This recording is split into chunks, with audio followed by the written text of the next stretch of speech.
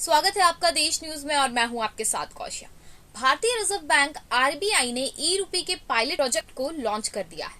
Pilot project में digital रूपी creation, distribution और रिटेल यूज की पूरी प्रोसेस को बारीकी से परखा जाएगा।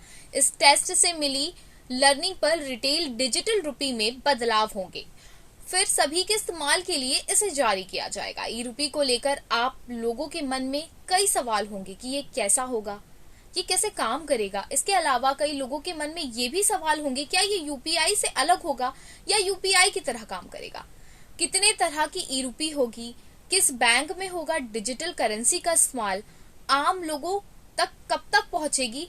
ऐसे कई सवाल लोगों के मन में चल रहे हैं, तो आज हम इन्हीं सवालों को लेकर चर्चा करेंगे। सबसे पहले बात करते हैं कि ई रूपी है क्या।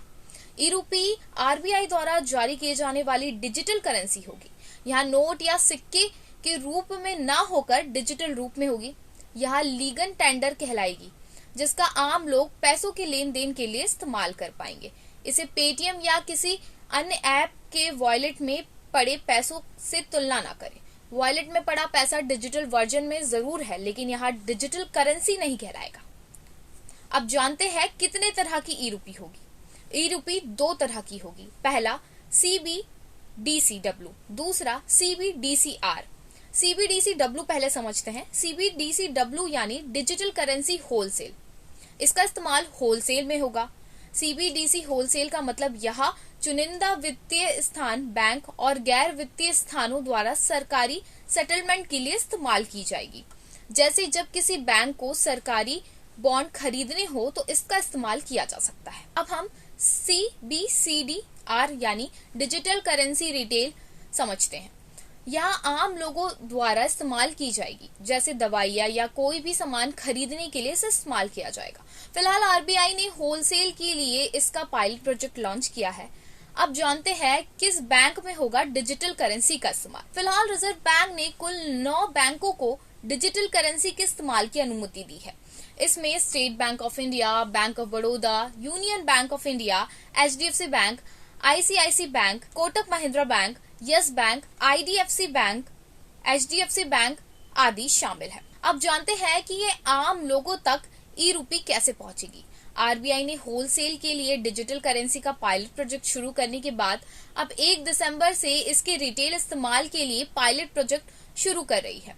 लेकिन रिटेल में भी पहले इसका पायलट होना जरूरी है, यानी रिटेल कुछ व्यापारियों और किसी एक वर्ग को इस्तेमाल के लिए दिया जाएगा, ना कि सभी को। अब इस करेंसी के हमें क्या फायदे होंगे, क्या है ये डिजिटल करेंसी के फायदे, अब इस पर नजर डालते हैं। नोट छापने की लागत कम होगी। ई रूपे का वितरण आसान और तेजी से होगा। हर ट्रांजैक्शन सरकार की नजर में होगा। मनी लॉन्ड्रिंग और ब्लैक मनी में कमी आएगी। ई रूपी को नोटों की तरह फाड़ नहीं सकते, जला नहीं सकते, यह गुम नहीं हो सकती और नोट की तुलना ई रूपी की लाइफ कभी खत्म नहीं होगी। ये तो थे ई रूपी यूज करने के कुछ फायदे। अब जानते हैं भारत के किन शहरों में यह पायलट प्रोजेक्ट शुरू होने जा रहा है, जिनमें 4 मुख्य शहर हैं, मुंबई, नई दिल्ली, बेंगलुरु और भुवनेश्वर को। और साथ ही ये धीरे धीरे अहमदाबाद, गैंगटॉक, गुवाहाटी, हैदराबाद, इंदौर, कोची, लखनऊ, पटना और शिमला तक विस्तारित होगा। अधिक बैंकों और अधिक शहरों को धीरे धीरे शामिल किया जा सकता है।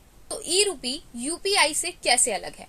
यूपीआई से ट्रांजैक्शन करने के लिए बैंक अकाउंट में पैसा जमा होना चाहिए। इसके लिए या तो हमें खुद फिजिकल करेंसी को अकाउंट में डिपॉजिट करना होगा या फिर कहीं से अपने बैंक अकाउंट में पैसे ट्रांसफर करवाना होगा। इसका मतलब यह है कि किसी ना किसी को एक बार तो फिजिकली करेंसी अकाउंट में डिपॉजिट करना ही होगा, तभी ये ट्रांसफर पॉसिबल है। लेकिन ई रूपी आने के बाद एक बार भी फिजिकल करेंसी को अकाउंट में नहीं डालना होगा। ई रूपी ट्रांजैक्शन में बैंक अकाउंट की जरूरत ही नहीं होगी। आरबीआई फिजिकल करेंसी की जगह सीधे डिजिटल वॉलेट में पैसा ट्रांसफर करेगा। इसका मतलब यह है कि आप अभी जिस तरह से अपने पॉकेट में नोट रखते हैं, उसकी जगह वॉलेट में ई रूपी रखेंगे और एक दूसरे को पेमेंट कर सकेंगे। ये डिजिटल वॉलेट बैंक द्वारा मुहैया कराया जाएगा। इसकी पूरी प्रोसेस क्या होगी, आने वाले दिनों में जब ये पूरी तरीके से लॉन्च हो जाएगा तो ज्यादा साफ हो पाएगी। धन्यवाद। हमारे स्पेशल कार्यक्रम में फिलहाल इतना ही। बने रहे देश न्यूज के साथ।